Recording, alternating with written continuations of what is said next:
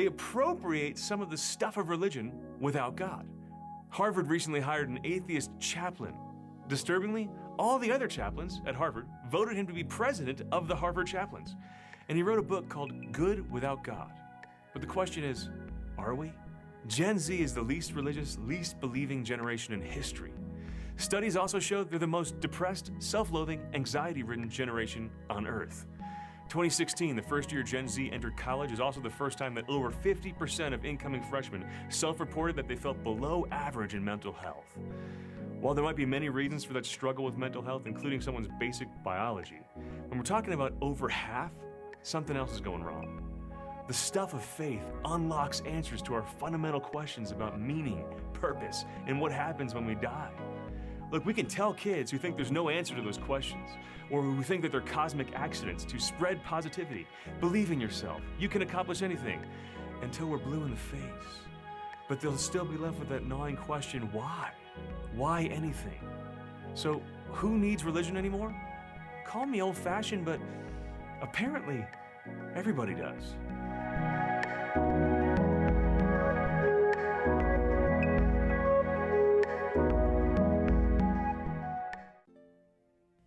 O God, I love you with my whole heart above all things, because you are infinitely good. And for your sake, I love my neighbor as I love myself. Amen.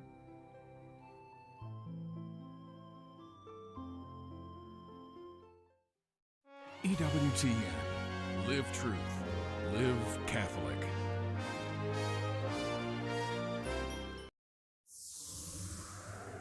Pope Francis's health lands him in the hospital this week. A Vatican Cardinal reaffirms the Church's stance on Freemasonry, and an anonymous cardinal speaks out on the Francis pontificate. The Papal Posse, Father Gerald Murray and Robert Royal, are here with analysis. And it's been 20 years since Mel Gibson's epic blockbuster, The Passion of the Christ, hit theaters.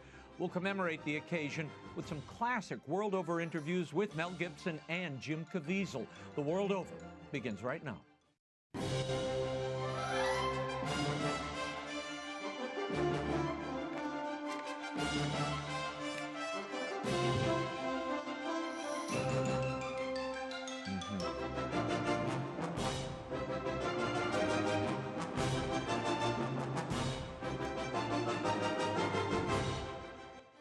Now, Raymond Arroyo. A warm welcome to all of you joining us in the United States and the world over. If you'd like to comment on tonight's show, send me an X post. I'm at Raymond Arroyo. First, some sad news to report. McCanna Sinise, or Mac, the beloved son of actor and philanthropist Gary Sinise, died January 5th at the age of 33 after a bout with a rare form of cancer. Mac was an accomplished musician and composer, even playing drums from time to time in his father's Lieutenant Dan band. Gary Sinise just announced the passing of his son, and I spoke to him not too long ago when a friend rediscovered Mac Sinise's compositions and encouraged him to record them. For Mac, it became a life-giving journey, as his dad told me recently on Father's Day.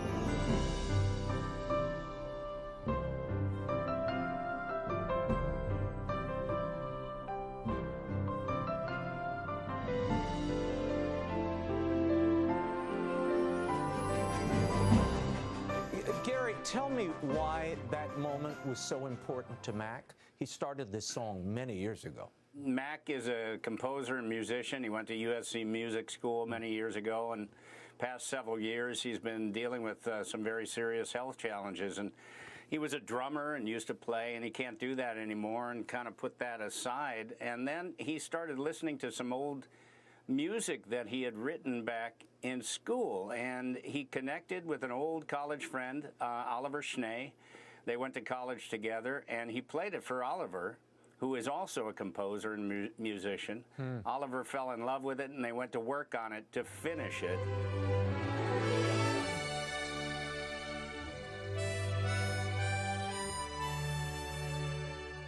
Mac and his mother, Moira, were both diagnosed with cancer in 2018. Moira's breast cancer is in remission. Sadly, Mac lost his struggle after battling his cancer for 5 years. Eternal rest grant unto him, O Lord, and please keep Mac and the entire Sinise family in your prayers. And Pope Francis makes a hospital visit this week after the Vatican announces he has a mild flu. A high-profile blessing of a same-sex couple occurs in Uruguay, and a Vatican Cardinal now reaffirms church teaching on Freemasonry. Joining me with analysis of these stories and more is the Papal Posse, editor-in-chief of thecatholicthing.org, Robert Royal, and canon lawyer and priest of the Archdiocese of New York, Father Gerald Murray. Gentlemen, Pope Francis's health has been a major focus of the week, with the Holy See press office stating that the 87-year-old Pope had a mild flu.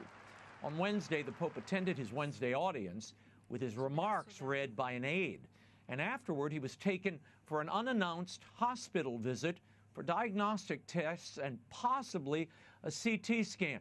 Now, Father, this is another in a series of health issues Pope Francis has faced of late.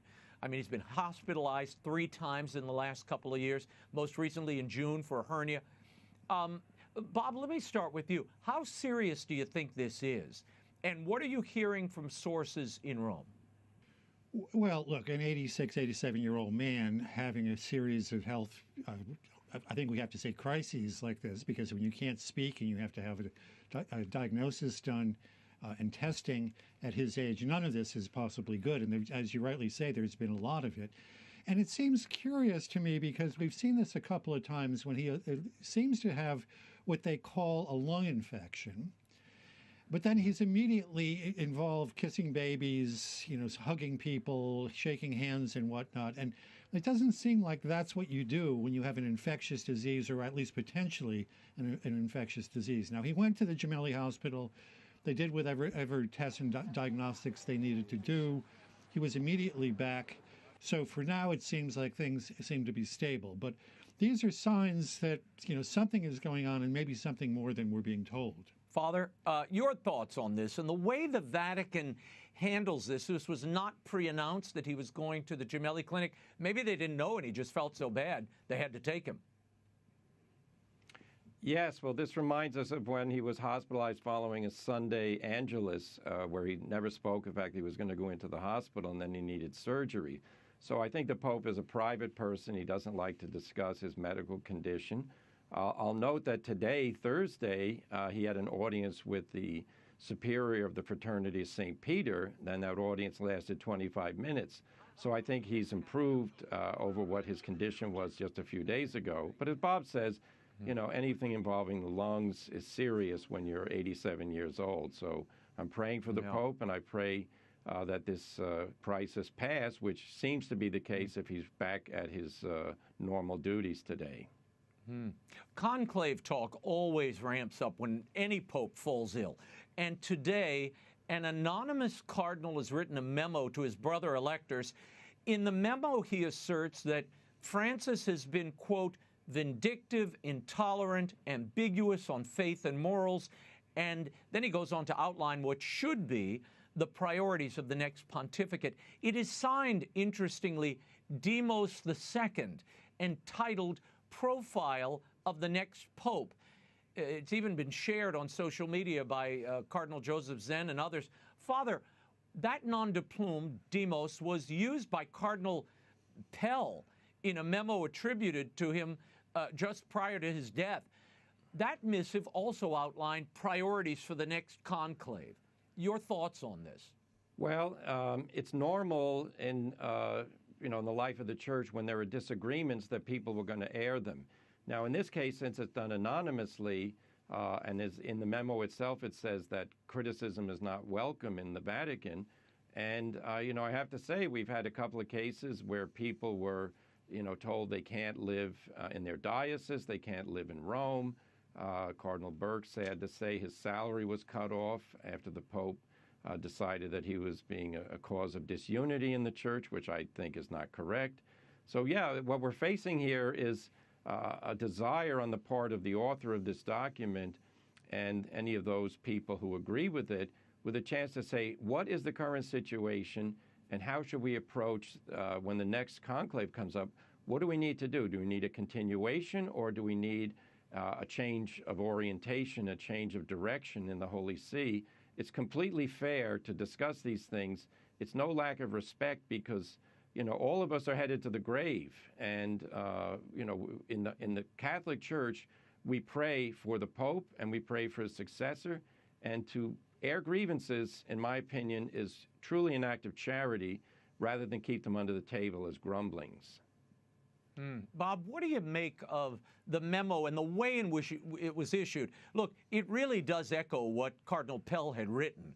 But what does it mean that this one is also anonymous? What does it say about the nature of synodality and the so-called collaborative dialogue in Rome? Well, look, it's clear that somebody, and perhaps more than one somebody, fears that there could be a very serious backlash if his identity was revealed. It's a very, very well-written document. I mean, we need to say that. There's not an excess word in it. It's very direct and it's very clear about what is needed. There's been a lot of speculation of who could have written such a thing. I mean, I kind of think it sounds a little bit like Cardinal Zen, but Cardinal Zen is such an outspoken person. I don't know that he would hide his identity, although maybe there's some value in that. But it really puts on the table the fact that we really need a serious change of direction over what's been going on in the past 10 years, which has been an effort to reach out to the contemporary world. And it's just, instead of bringing people into the church, it's confused people inside of the church. And you may both remember when we covered the conclave that elected Francis, I was saying that what we needed was a pope who was going to pastorally implement what we had gotten from John Paul II and from Benedict. We had great ideas, but we hadn't implemented them at the parish level. I debated with people at the time that thought that, well, that kind of culture war was not working. Well, we've now tried this softer, inviting people in approach, and that seems not only to not attract the church, but it's caused trouble in the world. So thank God for whoever decided to put this out. We'll see what kind of effect that it has, but it's good that at least it came out, even if it had to be done anonymously. Moving on, African Cardinal Robert Sarah was speaking at the Catholic University in Nairobi, and he was reacting to the African bishop's response to that Vatican directive on blessing of couples in irregular relationships, fiducia supplicans. He said, "I think fiducia supplicans has a response from the African bishops very clear. I was very proud to hear the African bishops rejecting completely this text. Father, defiance to this directive on blessings of same-sex couples and couples in irregular situations, it seems to have no sign of stopping. How significant is it that Cardinal Sarah openly support his brother bishops here?" Well, this is another reason to praise Cardinal Sarah, because he's a no-nonsense guy. He speaks the truth. He understands the situation in the world. He's very attuned to what's happening in the life of the church.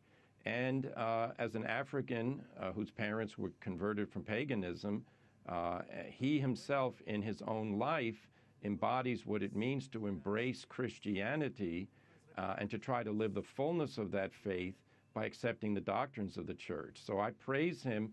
The African bishops have given a lesson, I think, to the bishops in Europe and America and elsewhere, that we do not agree to anything that contradicts revelation, the Word of God, the natural law, the teaching of the church. And it's manifest to me and to them and to so many of us. If you say that two people who engage in immoral behavior deserve a blessing as a couple, that you are contradicting the Catholic faith. And that's simply what Cardinal Sarah is saying. Bob, we're hearing from the Vatican and other cardinals, such as McElroy in San Diego, rather condescendingly it seems, that African resistance to this document is merely cultural or unique to that continent. McElroy is actually calling the opposition neo-colonialism. Your thoughts? Yeah, he's also said that this is evidence of decentralization in the church, how different parts of the world can have different approaches to things. Look, I don't know how we can call ourselves Catholic, which means a universal church, that God's revelation is the revelation of the truth for all people in every culture, no matter what age they are living in, and ours included. when you talk about these divisions as if it's decentralization and we can tolerate one thing happening in Africa, another thing happening in Germany, and et cetera, this is not decentralization. This is division. Let's just say this frankly. And as we have on the highest authority, a house divided against itself cannot stand. This is not a trivial issue. The question of homosexuality goes to the nature of human beings, and the nature of human beings reflects who God is and who he created us to be. So we can try to paper this over all we want with this. It's a cultural difference, but the culture is the Catholic culture. It's the Catholic culture that is meant to be the same for everyone on earth. So other cardinals can make claims. Mostly people in the United States and Europe are the ones who are going to be making these dissenting kind of claims. And even at the Vatican, I don't think that their attempt to establish this by a diktat is going to prevail over what has been the universal teaching from the very beginning of Catholicism. Well, in other fallout from this fiducia document, a bishop in Uruguay has issued a statement clarifying the nature of a blessing given to a celebrity same-sex couple there shortly after their civil marriage.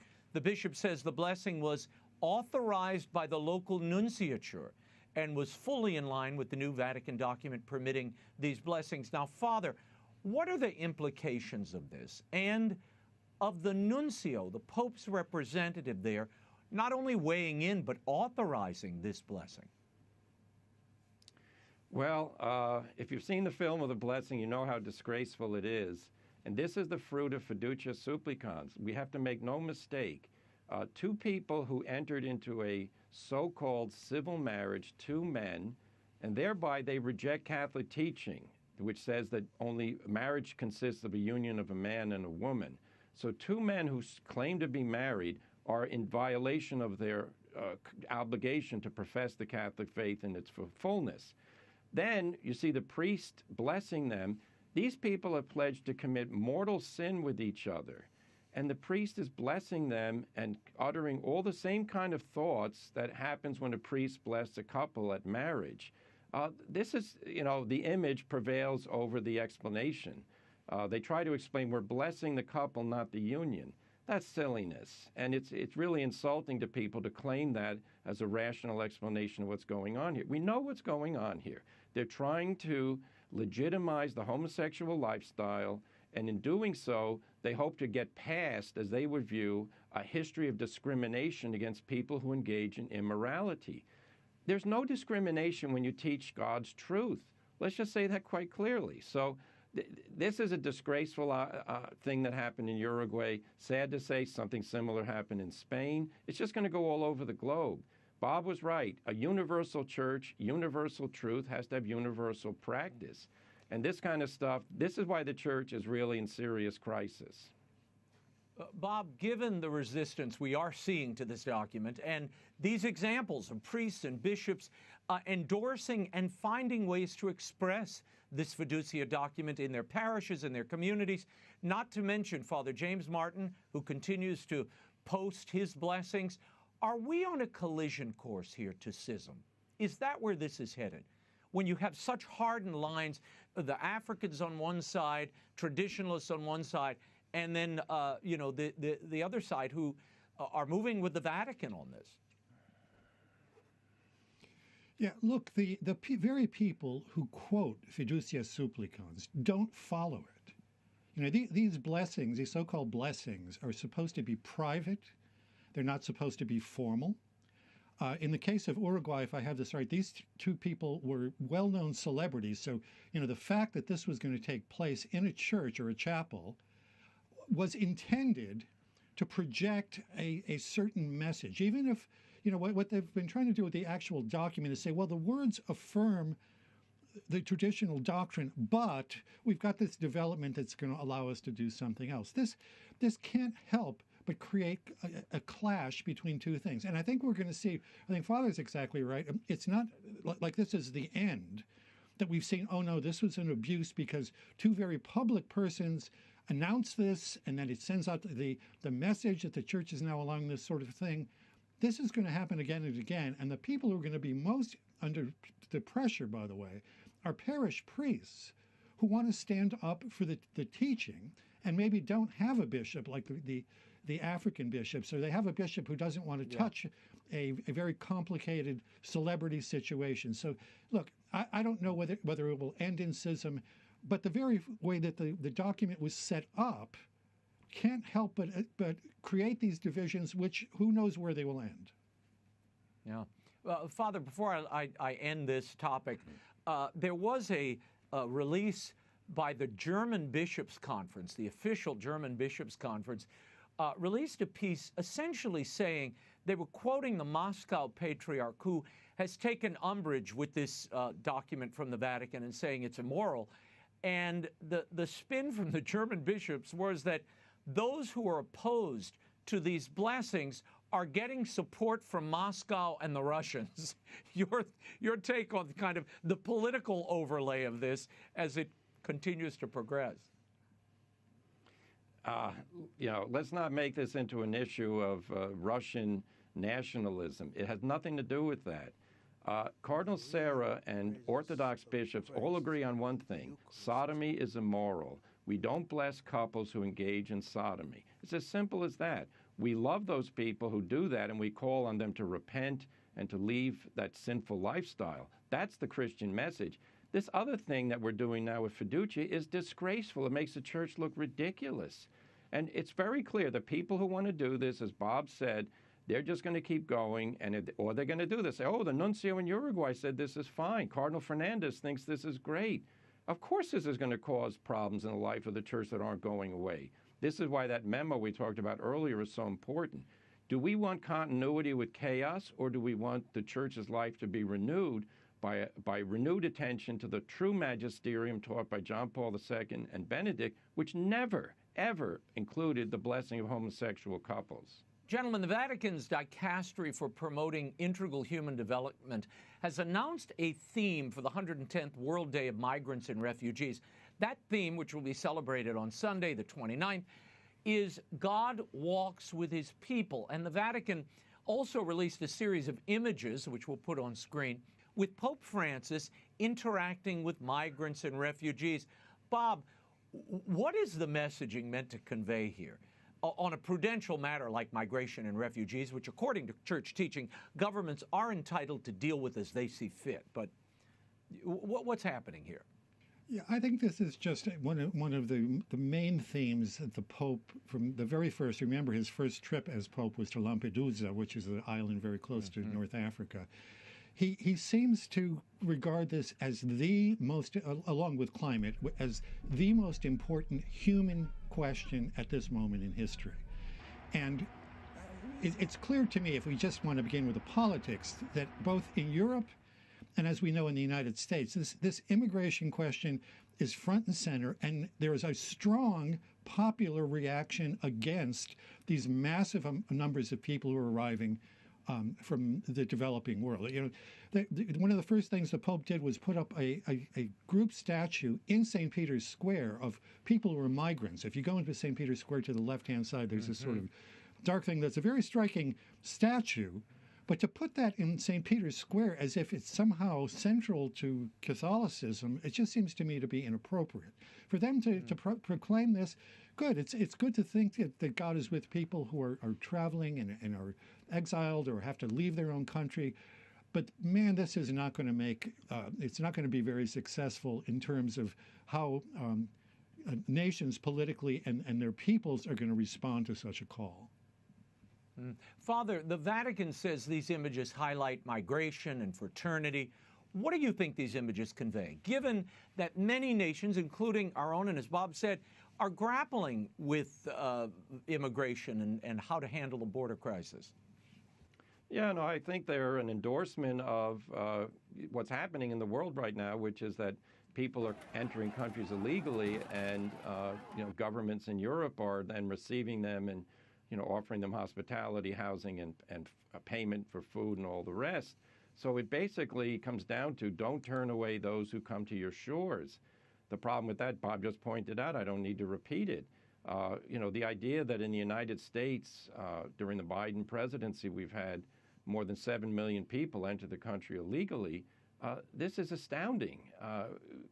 It needs to be discussed and decided democratically by the American people, but As you said, Raymond, governments have the right to regulate who comes into their countries, and that's important because you don't want social dislocation, or you don't want the disappearance of your democracy if you had such a group of people who wanted to get rid of democracy and decide to be governed otherwise.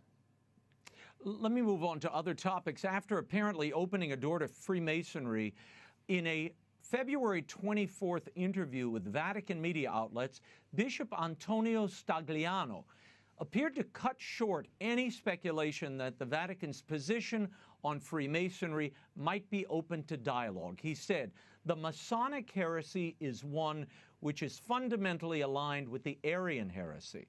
At bottom, it was Arius who imagined that Jesus was the great architect of the universe, denying the divinity of Christ." Gents, there seems to be some doublespeak here, as Stagliano was reportedly in attendance at that February 16th meeting with the Masons and Vatican representatives. Father, what should we make of that remark? Is the Vatican trying to walk back the efforts to create dialogue with Freemasonry because of the global outrage over it? I think there is damage control going on here because this is, unexpected. The Holy See itself, in last November, Cardinal Fernandez issued a decree at the request of a bishop from the Philippines, again saying Catholics are prohibited from joining Masonic associations. I reviewed what went on at that meeting, and it was shocking. Archbishop Stagliano's comments were laudatory of this new approach to the Masonic teachings and all the rest. I'm glad he scaled back on it. But sad to say, why is it that every group which is hostile to the Catholic Church, such as the Communist Party or the Freemasons, they have this welcome mat thrown out at them saying, come on in, let's try to figure out a way to get along. And meanwhile, people like the Latin Mass, this is constantly being restricted, and they're finding themselves to be orphans in their own parishes. There's a big contradiction going on here. Well, I'm going to get to that in a moment. But, Bob, before we leave this topic, Stagliano, while seeming to affirm the Church's ban on Freemasonry, he also used fiducia, the blessing of irregular couples, as an example of mercy that applies to all, even when it comes to Catholics previously excommunicated for being Masons. Is this more sort of the mixed messaging? Yeah, I would call this a kind of a sentimentality that thinks that dialogue is necessary with absolutely everybody and that there aren't stark differences. When Jesus said, "I came not to bring peace but a sword," do we ever think about what he meant by that? I mean, there's a real division that's going to take place of people who are going to follow him as opposed to people who are going to follow something else. And I think it's useful for our American viewers to realize that Freemasonry is not just a fraternal organization in Europe the way it seems to be here in the United States, like the Shriners or even like the Knights of Columbus. This has been a militantly atheist organization.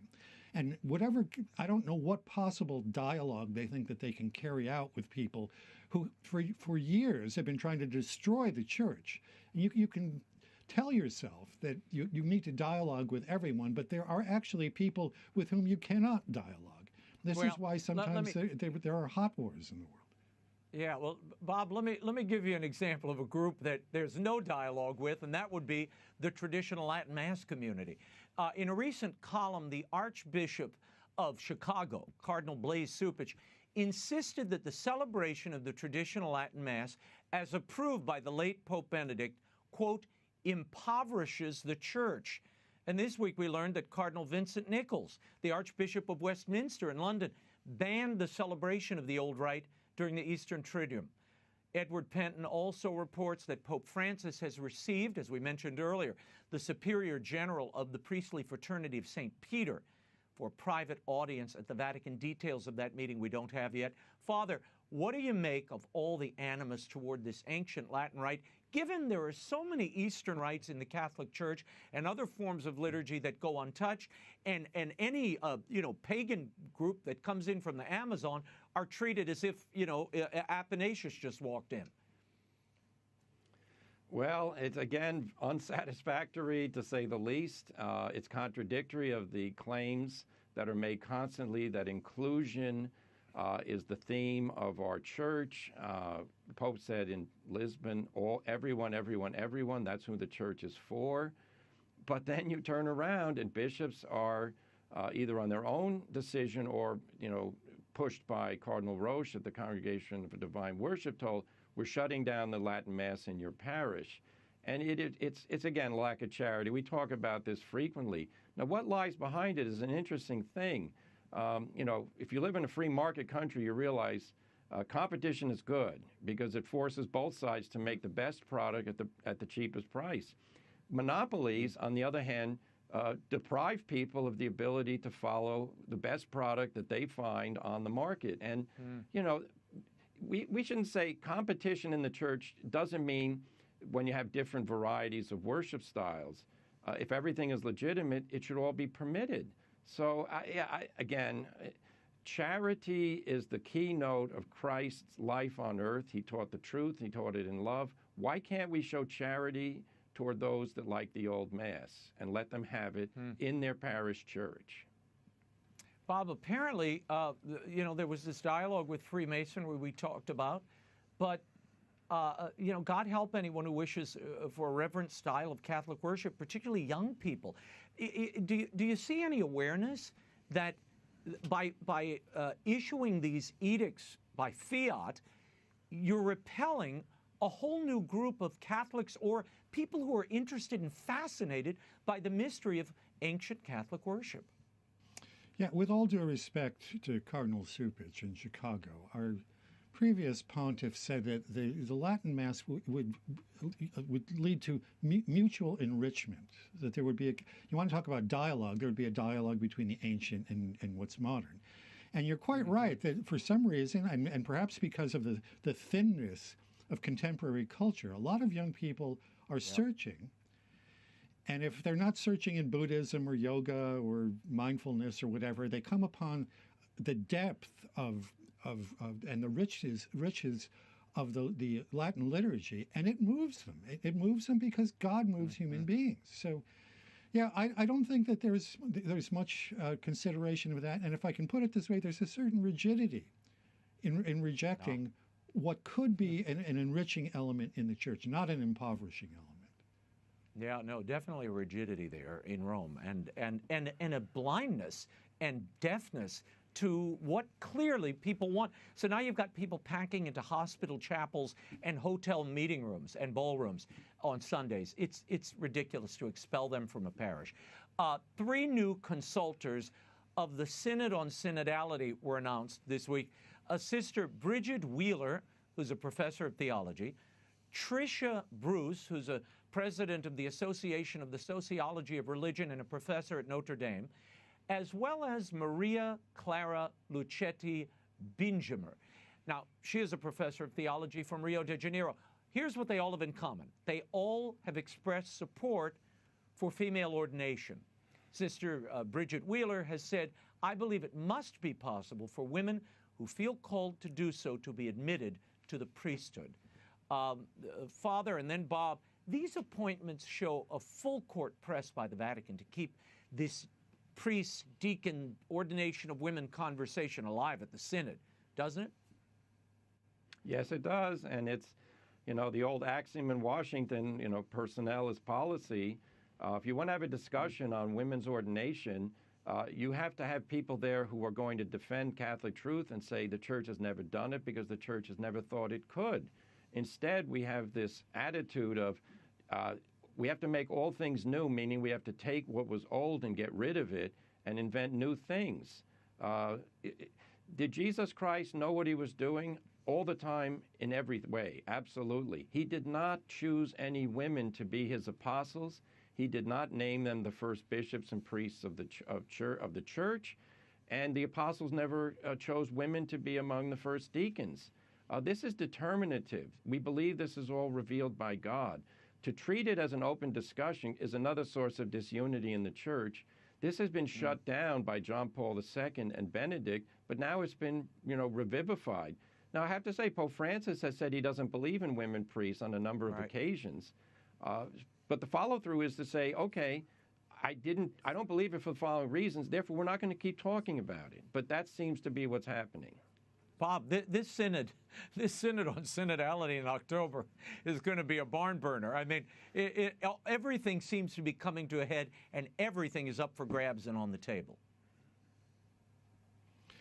Yeah, it's very funny that meeting that the Pope had with his Council of Cardinals, his advisors, the same sort of thing cropped up just a few weeks ago, and now we see this. And yet, when the people actually do meet together, even in those dinner tables, as I like to think of them, they're all sitting around as if they're at the prayer breakfast or something in Washington. These hot-button issues tend to get put aside. We thought that there was going to be an LGBT element in the final document that came out of last November's synod, and of course that was just blocked by people who were doing the voting. And I think the same is here true. But there seems to be a desire to keep those pots boiling, even though when real synodality is applied and people actually have a chance to express their opinions about them, they reject them. So, we're in a synodality that's being run by people who are basically authoritarian. Yeah, well, to bring it all together, it sort of reflects what that memo, that anonymous memo by a cardinal, and what Cardinal Pell had written before his death, which is this authoritarian push that is deaf to all comers and deaf to those in the church. Gentlemen, we will leave it there. For commentary by Robert Royal and Father Gerald Murray, you can visit thecatholicthing.org. Thank you, gents. I sat down with Mel Gibson and Jim Caviezel on the set of The Passion during the editing and after the release of the landmark film. Here are some bits of our classic world-over interviews with Mel Gibson and Jim Caviezel. Mel, when you first started thinking about this movie, what was your first intention? What did you intend to do? To create an experience for an audience of the Passion, as I imagined it, as I saw it. And I used various source material, but mainly the Gospels, Okay. And of course, other material like the writings of Anne Catherine Emmerich, to fill it out. Now, what do you mean by that? Define how much the Gospels were the primary source, and Absolutely. What did you do with Emmerich? It was just great for detail and very thought-provoking passages. This is the Dolores Passion. Yes, yeah. And so I use that as a backdrop of reading, and she doesn't contradict the Gospels anywhere. It's just detail, such detail. You don't have to believe any of it, but it's interesting to juxtapose it against the accepted four testimonies. Talk to me for a second about why you decided to restrict yourself to the 12 hours before his death. Why not the ministry? Why not the resurrection? Well, for me, that's the most effective part, is the sacrifice, the sacrificial aspect of Christ. And that's where it all comes to a head. And I think I've seen so many films where they do focus on those other areas, and they get kind of long and drawn out, and I don't think that the renderings that I've seen, they're not very successful. They're usually pretty hokey. They got bad wigs and,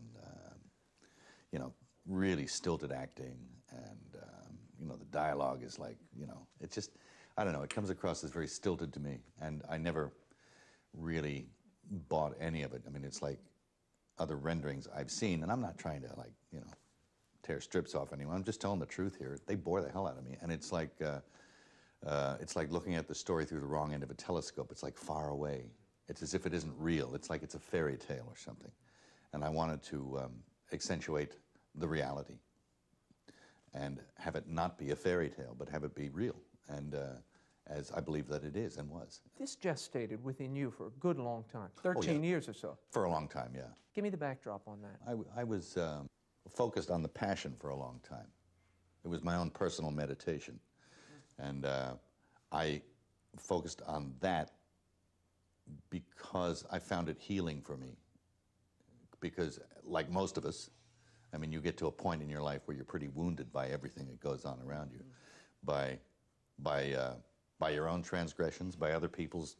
Just life is it's a kind of a scarring thing. So I used the Passion as a meditation of healing myself.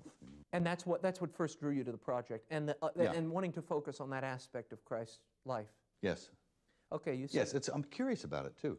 I mean, like, what is it? What is it? I mean, you hear about it, you read about it. It is the central theme of the faith of Christians. I mean, I wanted to find out about it in a complete way, in a full way, and I began to read and investigate. No studio would attach itself to this project when you first started shopping it around. No. Why not? I don't think it's. I'm not sure. Well, they're scared of this material. The material, or was it the language? What do you think it was? Well, they didn't like the idea that it was that I was going to do it in dead languages. That puts them off right there. I mean, you know, people would say, "Well, why don't you do it in English? We'll back it." And I said, "Well, no, I don't want to." It bothered me that it was. It would have bothered me if it was in some sort of vernacular. When did you make the decision that it was going to absolutely be in Aramaic and Latin? Oh, very early on. There was no other way to do it for me. I wanted it to be. I wanted it to transcend language, you know. For the authenticity. You wanted to capture the authenticity of that moment. Authenticity is a good word, yes. I suppose that's about as close as we're going to come. I just wanted it to be something else. And that I didn't want to have to depend on the spoken word. I mean, it's a visual art film, and I wanted to take the verb away from it a little bit. Have it there, yeah, but to restrict the spoken word. You were more interested, it seems to me, in the visceral. You wanted a visceral reaction from the audience, and you didn't want the words getting in the way. That's right, yes. Then why did you put the subtitles in? Because they were very helpful. How so? Well, when I watched it back, I said, it needs a little help. I showed it with subtitles and without, and with it was very effective. It was just really effective. And you said this was a career killer, this movie. It is. And you've put your own money and your reputation on the line. Why do that? Because I'm passionate about it, and because that's what art is, and that's what making art is about. It's about sort of throwing it all out there. I think. And if the fur's not flying, you ain't doing nothing. I remember when you first came back from Matera, Italy. Tell me about your first trip there, because you were kind of strapped for location. You were dying to find a location, and it wasn't happening. Yeah, we went to North Africa and all the usual hangouts where the locals get you and they say, "Here it is. Here's the," they take you to these places and you say, "I've seen that before," but. I had seen Matera before because I think Pasolini put it in his film. But he didn't use it to its fullest advantage. What did you find there? A great location. I mean, it was like rich. And we looked at it so many times and remapped it and walked it and looked at it and had all cameras on it. And I did a lot of location scouts there. It's a beautiful town. It's like 2,000 years old. And many of the lower levels are 2,000 years old, and the upper levels are like caves, kind of hewn out in the rock by hermits, by monks from the east. They came and they settled there, and they dug these caves, and they did what's called reverse architecture, and they dug out the stone, and what they left in there were altars, where they used to celebrate. So, when you're looking at the hill that we used for Calvary. And the crucifixions, underneath are chapels where the sacrifice was actually celebrated for years, right underneath the areas. And there's still altars and frescoes there painted on the walls. Really? From these old hermits that lived in there. The ermiti, they called them. Talk to me about the cinematography, what you were looking for there, the composition of the images themselves. When we were in Rome, you mentioned Caravaggio, that was an influence. Why? Well, as one looks at great art, I don't know, he in particular, sometimes it was almost startlingly real, and it was always kinetic.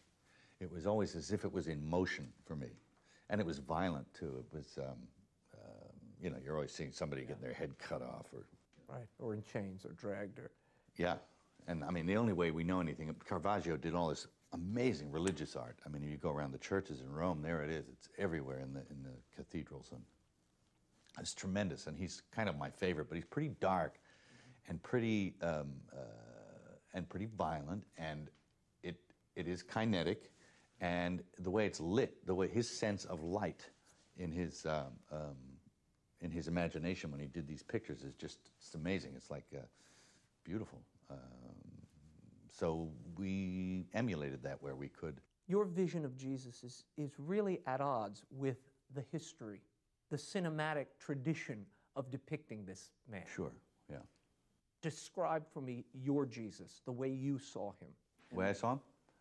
As a man born at that time into that culture, and just as real as possible, you know. He always has an effete air in some of these other movies. Well, you didn't want that. No, I didn't want him to be. I think he was a workman. He was a, you know. But how do you capture the divinity in that? And I think that's why you get that femininity in the acting, because they're trying to capture the divinity. Yeah. How did you avoid that? And why did you cast Caviezel? Caviezel? Well, he's a very masculine kind of guy. But there is something otherworldly about Jim. He's not quite with us, Jim. He's got some other world or unworldly knowledge that seems to envelop him like a glow. And that very presence, I thought, was a key thing. His casting in that is somebody who emits that kind of light. And he has a very good light coming out of him. But that's just natural to Jim, and that's who he is. You know. Hardest film of your career? Without a doubt. In what way? Physically, there's no rest. In The Thin Red Line, which was very hard, uncomfortable, you know, there were moments where you walk around, and Terry Malick would say, go over there and pick your gun up and look into the sunset. Physically, not so hard. This one is torture right from the beginning, in all forms. If I'm on the cross, you're in incredibly cold conditions. Yeah, tell me about that. 15 days in a loincloth, essentially, in the freezing cold. Well, that's just on the crucifix. And that's just straight crucifix. We did 2 weeks this last week, 10 days of getting on the cross. So we had to shoot all that on a set here at Cinecittà in Rome. And the other part was down in Matera, and that was on a cliff. And, you know, I've said, go put yourself across on the edge of the Grand Canyon, and the wind tunnel from the canyon just goes straight up that. We're on kind of like a sheer cake, side, yeah, and just comes up and right over. They will stick heaters on both sides of you, but it's useless when the wind is just blowing past you, and when you're looking out at in the distance, you know, there are, you know, a good 300 people there, and you see them shaking, and they've got mittens and scarves and jackets on. And there's nothing you can do because your arms are tied up. So they move the heaters closer, and you'll start to feel the heat. But when the wind slows down just a little bit, it fries your skin. Toasted Tootsies. So I remember just going, so you don't want this movie to be made? You pulled your shoulder too. Continually, separated my shoulder. Doing what? Carrying, when you were carrying the cross? Yeah, when you're carrying the cross, it's not just the beam. The Gasmus and Dismas, the two criminals, are both carrying a beam. And some theologians feel that he carried the whole darn thing, and which would made his passion a little bit different than anyone else's. So Mel took, you know, pleasure in making that thing heavy. You couldn't make it too light, or it just wouldn't look right. And when I played basketball for years, and I bring that up because I just found it real important to do a lot of you know, clean jerks, lunges, deadlifts, and do wall squats. And I couldn't have done it without it, because literally you're putting all the weight, when you're on the cross, you're putting all the weight on this leg and hooking this one over. And so all your weight goes into your right quad, and you have to hold that for 10 minutes while your arms are, you know, hooked up. And what? How did they hook you up? Well, there's a number of different ways. Are you saying like when I'm? Yeah, physically, how are you being held up? I mean, I imagine they're not driving nails through your hands. He hasn't gone that far, has he? Well, I mean, we can do a lot of things with special effects, with digital, and which this film is on.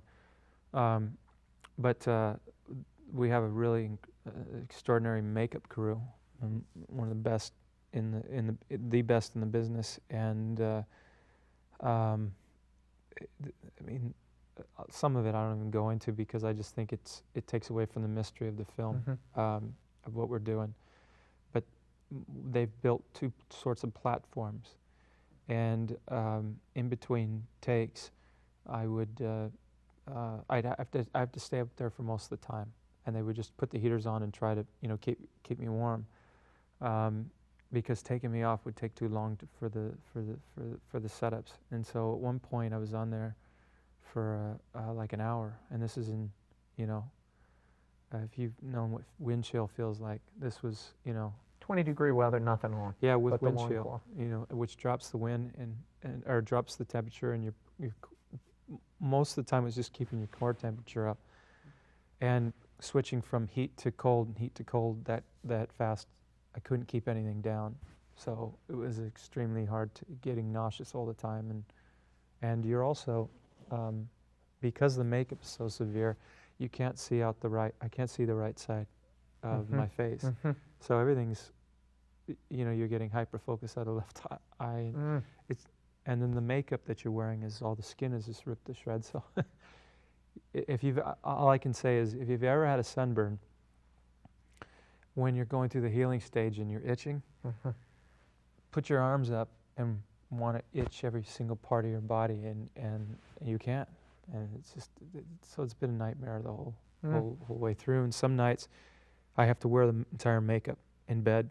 So they throw powder over me, and I go to bed wearing the stuff, and I just don't sleep. You itch all night. So. Why did you decide to do this film? How did it happen? Go back there and tell me how Mel Gibson decided to. You can turn your cameras off anytime you want once you get bored. They're not going to turn. This is what they tuned in for. Right. It's all started with I had a phone call from my agent saying that Steve McAvity, Mel Gibson's partner, wanted to meet with me on a film called Mavericks. What I've later found from Steve and Mel is that was just a front. A ploy to get you in the room. Well, to see what I was really like. So we met at some picnic table and up in Malibu, and we started talking, and it went on for like 3.5 hours. And then Mel finally brings up this story about what he's been thinking about for many years, and how he had found this book, and it was Anne Catherine Emmerich, and he goes, you know how this guy really died? I said, yeah. And he started, and it hit me. I just said, you want me to play Jesus? And I just interrupted him. He stopped and he looked at me. He goes, yeah. I said, okay. And in that moment, you can slow the thoughts down in your head 1,000,000 miles a second. And I kept thinking, oh man, it all comes down to this, playing this. And it felt like I should. And I said, okay. But I was scared and saying it. You were offered 4 other times to play this role, right? 3 other times. This is the 4th time. Why this one? Why this one and not the others? The other times that I was asked, afterwards I felt guilty. I felt like my first response was right, and I just didn't feel right. I didn't want to make something that wasn't the truth, and I felt that the other ones weren't there, and it hadn't. I wanted to know. I asked Mel. I said, Mel, you had a lot of passion when you did Braveheart.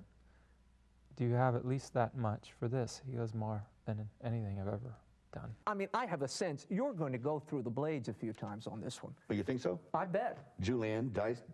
Yes. Ginsued? Ginsued, chopped, and fricasseed. Fricasseed, oh good. I can hardly wait. If what I'm hearing from my peers is true. Shut up. I know. You're scaring me, Raymond. I'm not trying to scare you. I just want to. All right. Oh, you know, hey, so what? You only live once. You're willing to take the shot. Yeah, you might as well get. It won't be boring. No, it won't be boring. It won't be boring. And it hasn't been boring. But as you see there, and you know, I've said this time and time again when people have asked me, I don't think he anticipated anything like this fallout, and the enormous criticism that flew at this film for a year. You were front page news for a year. Yeah. What did you think when that happened? Do my job very well. At that point, I didn't want him worrying about me as an actor. I had to come and bring my A game every day, my A+ game. And you're dying. You all have the flu. In that clip, Mel has the flu. Sick. He's sick He as was a very, dog. very sick. And whatever he got, I got, and I got probably gave to him. But you know, that's when friendship. That's friendship. when you're trying to direct a film, try to. It's like fighting two wars, two fronts. That's what was happening, and it was diverting his focus. And so I would go in and say, "Don't worry about me. Just whatever you have to do, I'll be fine. But don't concern yourself with me. I'm okay. Just do the best you can here." What do you make of their charge? But then they say this movie could serve as a toxic recipe for religious hatred, could legitimize anti-Semitism. Will it? No. This is rubbish. This is absolute rubbish. This film is about faith, hope, love, and forgiveness. That's what it's about. Does this film attempt to collectively blame the death of Jesus on the Jewish people?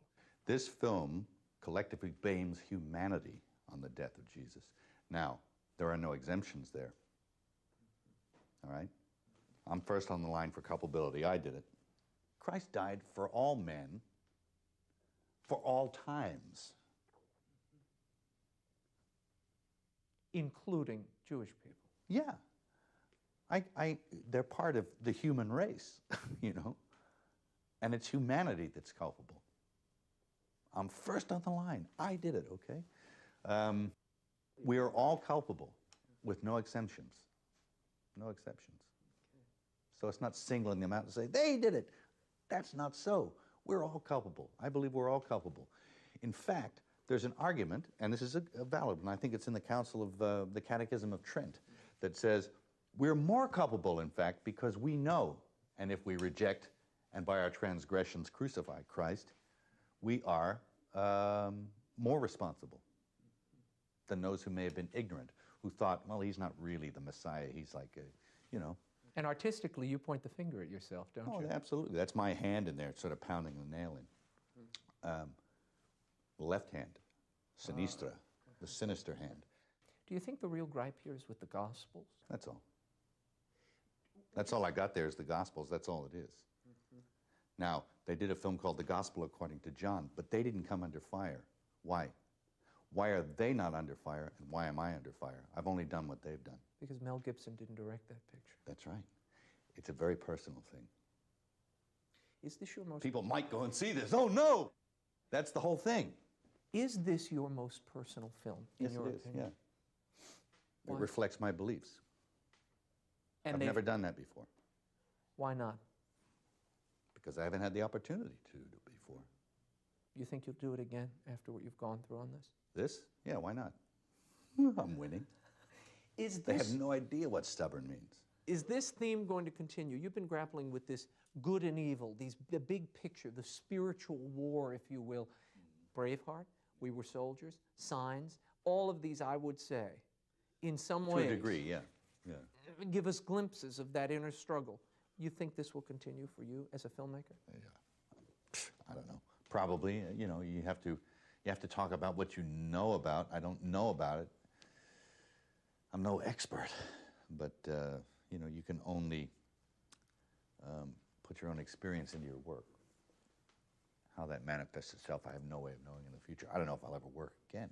I've said that this is a career killer. Yeah. And it could well be, but that doesn't matter because I don't care. Because this is more important. This message, this film. I think so. Yeah. And it's I'll put it out there, see what happens. What do you want people to come away with after seeing this movie? What do you want from your audience? To be affected by it, to believe it. Of course, they don't have to do any of those things. It's up to them. I want them to be moved by it, and I want them to think about it. Maybe to be inspired to read the rest of the Gospels, because it's a good book anyway. My intention was to get back to the basic message, you know, and show, there it is.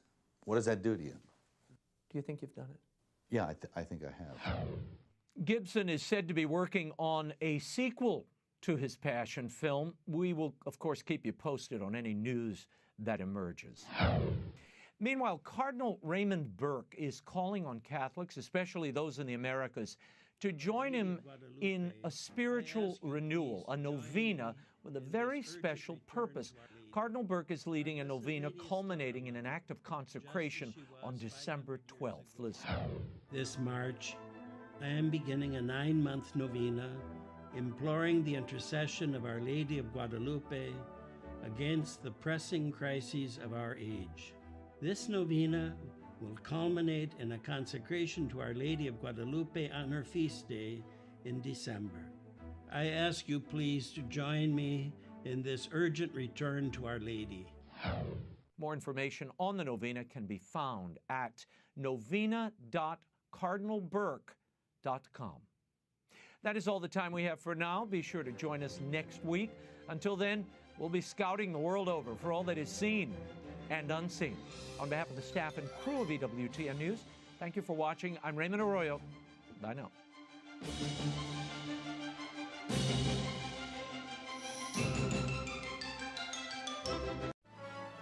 To order this episode of The World Over from the